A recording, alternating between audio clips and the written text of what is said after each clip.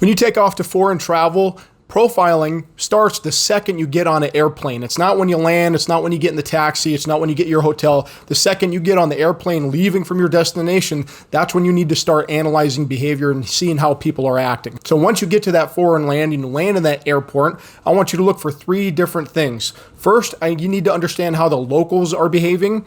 Then you need to understand how the local security is behaving. Not so fast, Richie. Okay.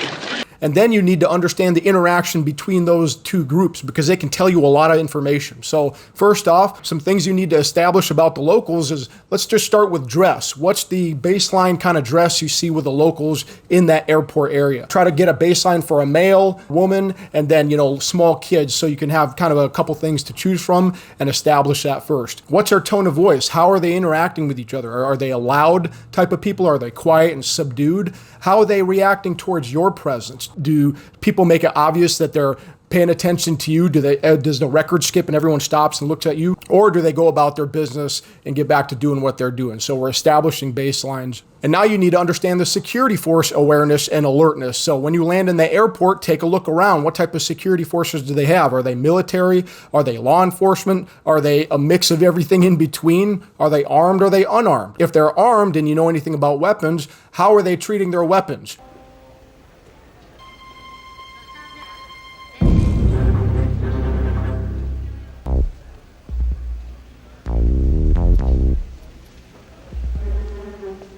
Are they dragging it by the barrel as they walk around, or do they have it held in a professional manner? What are their mannerisms? Because they can also tell you the level of threat in that immediate area. So now we've established a baseline on locals behavior. Now we're establishing a baseline on security force behavior. And the final one is looking at the relationship of how those two groups of people interact with each other.